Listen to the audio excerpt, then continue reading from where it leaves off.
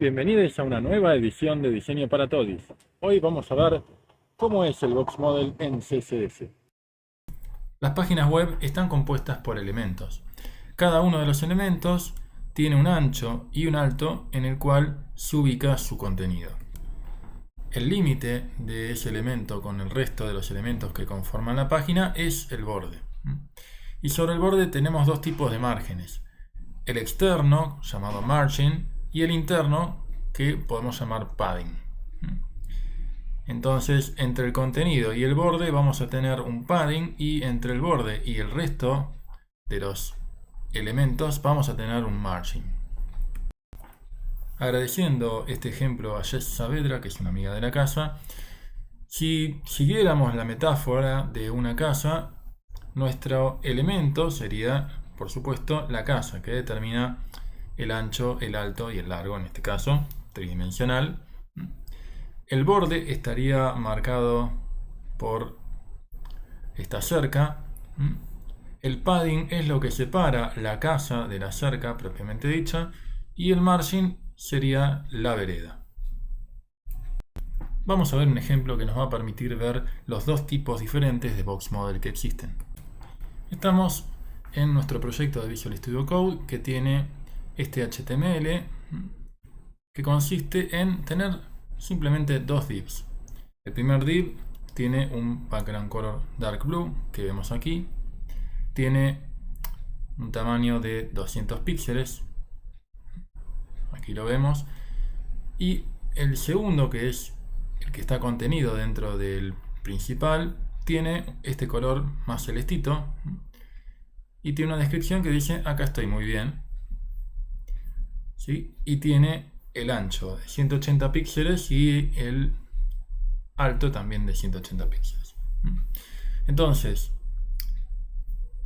vemos aquí nuestro box model definido para el container principal, que es de 200 por 200.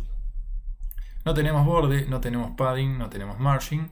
Entonces es bastante fácil de entender qué es lo que sucede, ¿no? Se están ubicando ambos en la misma posición, porque uno está contenido dentro del otro. No nos estamos molestando en alinear los divs, porque para el ejemplo nos viene bien así como está. Y ahora supongamos que queremos agregar un padding a nuestra cajita de 15 píxeles, ¿sí? ¿Esto qué implica? El container principal está ahora tapado por nuestro segundo div cajita, ¿no? El div contenido lo está cubriendo. ¿Por qué se da esto? Porque nosotros habíamos definido originalmente que el div tenía 180 por 180, pero le sumamos ahora un padding de 15 píxeles en cada uno de los costados. Con lo cual, el tamaño real de este div es de 210 por 210, ¿no? O sea, 180 más 15 en cada uno de los casos, ¿no? En el ancho y en el alto. ¿Esto por qué es? Porque, bueno, así funcionan por defecto todos los navegadores. En particular, nosotros podemos trabajar esta propiedad, box sizing, que por defecto trabaja como content box.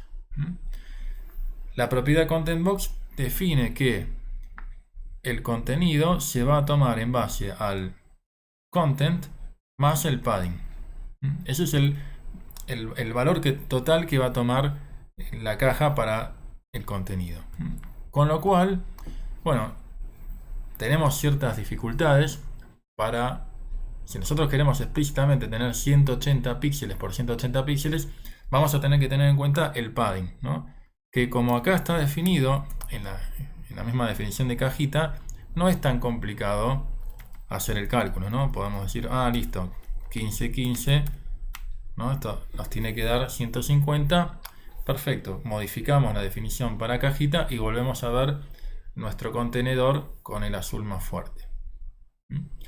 Pero bueno, cuando estamos trabajando con estilos en cascada, en el cual por ahí heredamos el padding de alguna otra definición que puede estar incluso en otro archivo, eso se vuelve un poquito más complejo. Otra cosa bastante frecuente que suele pasar es que por ejemplo, definimos un width del 100% para nuestro contenedor principal, con lo cual, cuando nosotros achicamos el contenido del navegador o lo agrandamos, funciona de manera responsive, ¿no? Y esto es bastante lindo de ver y es algo muy agradable, hasta que en algún momento nos piden incorporarle un padding de 10 píxeles, ¿no? Y a partir de ahí todo es tristeza, todo es dolor, todo es llanto, porque nos aparece un scroll bar, ¿no? Un molesto scroll bar que no se va con nada, ¿no? Es muy difícil entender qué fue lo que pasó si lo único que queríamos hacer era agregar un padding de 10 píxeles. Y bien, lo que termina pasando aquí es que tenemos el tamaño de nuestra página, que es de 331 con decimales, con chirolas, y al que se le incorporan 10 píxeles a izquierda y 10 píxeles a derecha, con lo cual inevitablemente el ancho se va por fuera del máximo que tiene mi página, ¿no? Y por eso aparece ese molesto scroll bar. Bueno, ¿cómo podemos solucionar el problema del scroll bar? Podríamos hacer algunas chanchaditas, ¿no? Como restarle a mano 10 píxeles, ¿sí? Pero hay una opción un poco más interesante, y es configurar nosotros el box sizing para que justamente considere que el width de nuestro div tiene que ser el 100%, incluyendo los tamaños de los paddings. Es decir, lo que le vamos a pedir es que a nuestro content lo recalcule, el tamaño del content lo va a recalcular en base al padding que tenga el elemento. Para hacer eso le vamos a pedir que el box sizing sea border box. Y fíjense ahora que el efecto que tiene es que desapareció mi scroll bar. Y si ahora yo marco aquí este elemento, el div en azul, fíjense que ese tamaño se va recalculando para nuestro container, tomando en cuenta estos 20 píxeles que tiene a izquierda y a derecha, y bueno, lo mismo en el caso, bueno, del alto está fijo, ¿no? En 180. Pero bueno, esta característica de box sizing border box vino a partir de un bug de Internet Explorer que no consideró el box sizing content box que venía por defecto, y ese bug se transformó en un feature, ¿no? en una característica que de repente empezaron a querer buscar determinados diseñadores o en general desarrolladores web. Fíjense también lo que va a pasar ahora si yo vuelvo, ¿no?, a 180 aquí y 180 aquí.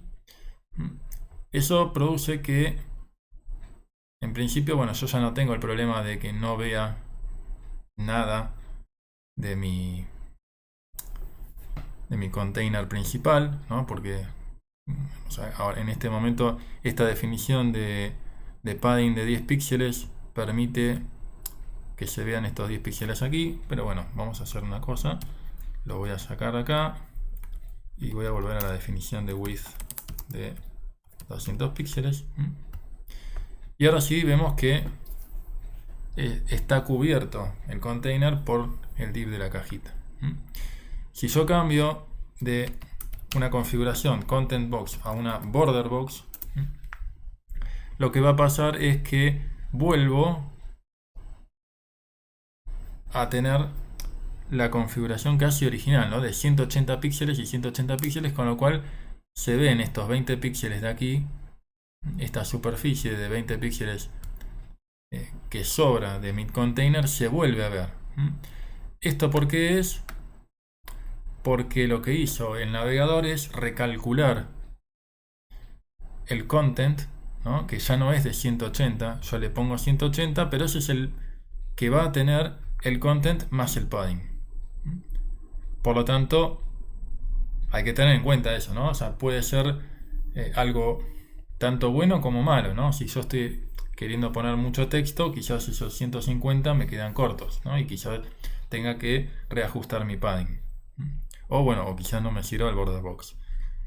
Pero fíjense aquí que se recalculó el tamaño de mi content a mano, ¿no? Y mientras más haga crecer el padding, fíjense que el tamaño de mi content va a quedar más chico, ¿no? Y aquí se ve como un poquito más claro el acá estoy muy bien, que es el lugar donde tenemos para escribir, ¿no? No vamos a poder escribir acá estoy muy bien dentro del padding, por supuesto. Logrando un poco más, y fíjense que ahora ya casi está centrado, ¿no? Porque ahora me queda un content de 70 por 70. En resumen, tenemos dos tipos de box model. El primero es el content box, es el que manejan los navegadores por defecto, en el cual cuando nosotros especificamos ancho y alto de nuestro elemento web, es el que va a tomar el elemento en sí para su content, al cual después tendremos que agregarle los valores para padding, para border y bueno, finalmente para margin. Entonces, hay que tener en cuenta que si queremos que nuestro contenido sea del 100%, eso puede que se escape de los confines de mi página si es que tengo cualquiera de estos elementos, ¿no? Padding, border o margin. Y lo mismo va a pasar si yo no me quiero pasar de los 200 píxeles, por ejemplo. Ya voy a tener que hacer cálculos manuales si es que tengo padding o si es que tengo border. Por otra parte, tengo el segundo tipo de box model, que es el border box, el que también se llama Internet Explorer Box Model, en honor al bug que dio origen a este tipo de box model, en el cual el width que nosotros definimos incluye tanto content como padding como border. En el ejemplo de los divs solamente estuvimos trabajando con paddings.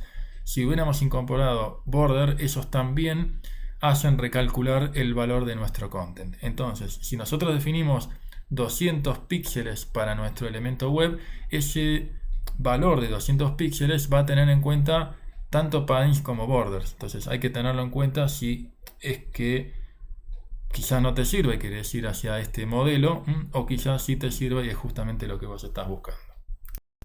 En este segundo ejemplo que vamos a presentar, vamos a ver la diferencia entre padding y margin.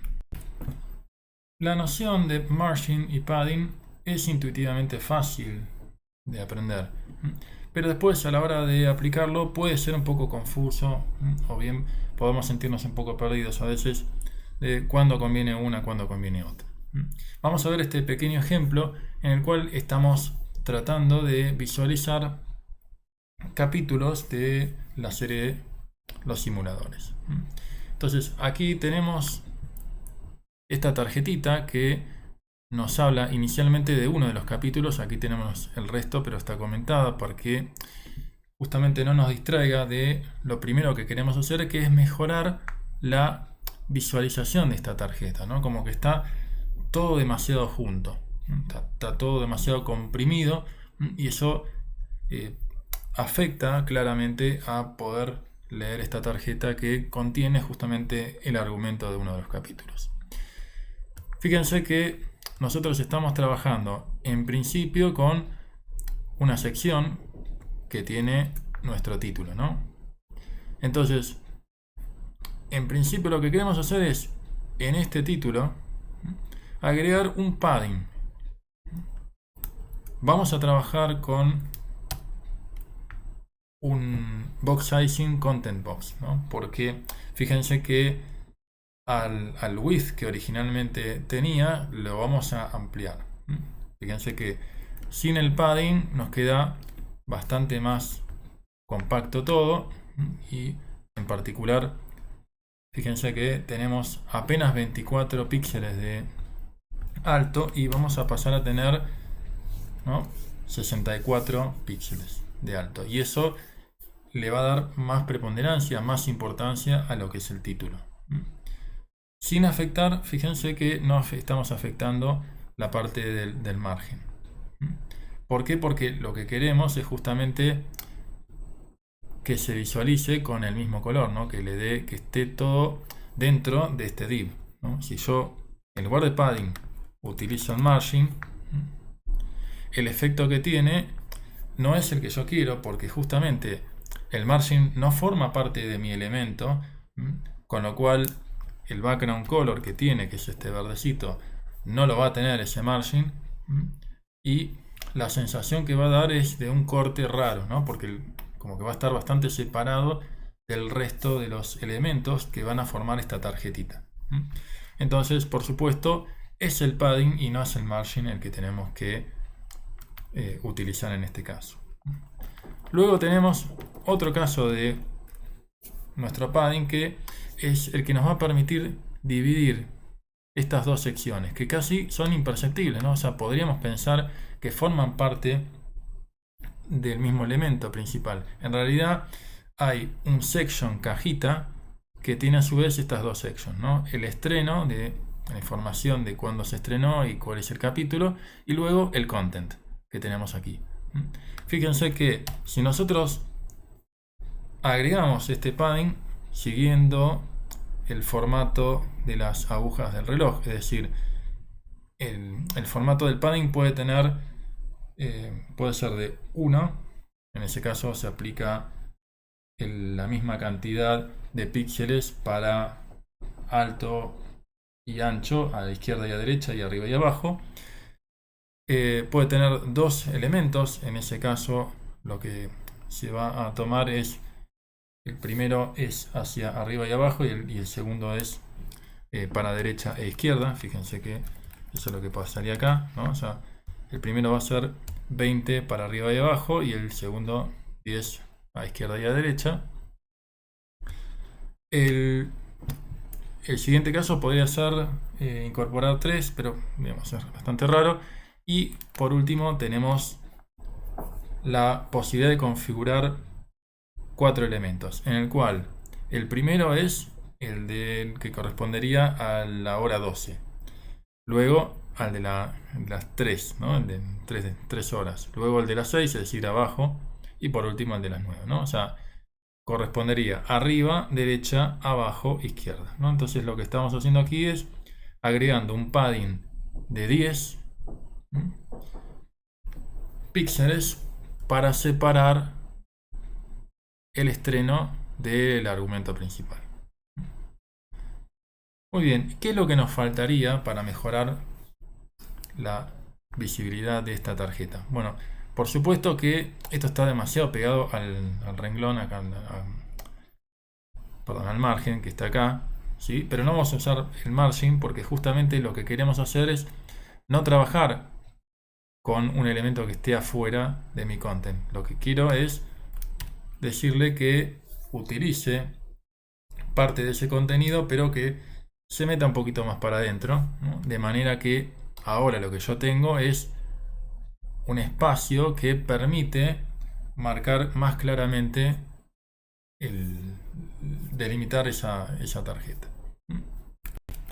Acabo de descomentar las otras tarjetas que tenía cargadas de los capítulos de los simuladores y vemos aquí que tenemos algún inconveniente para poder diferenciar cada uno de los capítulos, ¿no? Donde cuando yo empiezo a hacer scroll y llego al capítulo de Z9000 puedo estar confundido respecto a que el argumento está aquí arriba o aquí abajo, ¿no? Lo que está faltándome es una organización espacial de la página que me ayude a entender dónde comienza y dónde termina cada uno de los capítulos. Y en este aspecto, aquí es donde el margin es importante para diferenciar cada una de las tarjetas. Entonces, lo primero que vamos a hacer es, dado que este elemento, este tag HTML article, es el que divide cada una de las tarjetas con los capítulos de los simuladores, voy a aplicarle un margin de 10 píxeles arriba y abajo y eso ya permite separar claramente cada uno de los capítulos, ¿no? En cada una de las tarjetas se ve claramente dónde comienza y dónde termina. ¿Cuál es el otro tema a ajustar? Bueno, veamos que cuando yo estoy posicionado acá en el navegador, a la izquierda casi no tengo espacio, ¿no? Tengo muy pequeño espacio en blanco, mientras que a la derecha tengo un montón. Podríamos resolverlo quizás porque le puse un 90% y podríamos llevarlo al 100%, esto ya se visualiza bastante bien. Pero quizás parte de lo que me pide el usuario es que quiere un poco más de espacio porque quiere también dar la sensación, bueno, de que no está todo tan cubierto de texto, ¿no? O sea, esta página es como compleja para una persona que la accede, ¿no? Como que tienen demasiada información toda junta. En eso, por supuesto, se podría trabajar. Pero bueno, en definitiva, otra opción que nosotros tenemos es aprovechemos este espacio que tenemos, pero llevémoslo tanto a la izquierda como a la derecha, es decir, centremos estas tarjetas y eso lo podemos hacer aplicando este estilo, ¿no? Margin 10 píxeles, eso ocurre para arriba y para abajo en el container, pero además vamos a hacer un auto, ¿no? Margin auto, en el caso de derecha e izquierda, es lo que permite centrar, fíjense aquí, el tamaño que vamos a utilizar a derecha o a izquierda, ¿no? Y esto funciona de manera que yo puedo agrandar o achicar y el navegador automáticamente va a ir recalculando los márgenes para que siempre quede centrada la página. Y así llegamos al final de este video. Espero que lo hayas pasado lindo y nos vemos próximamente.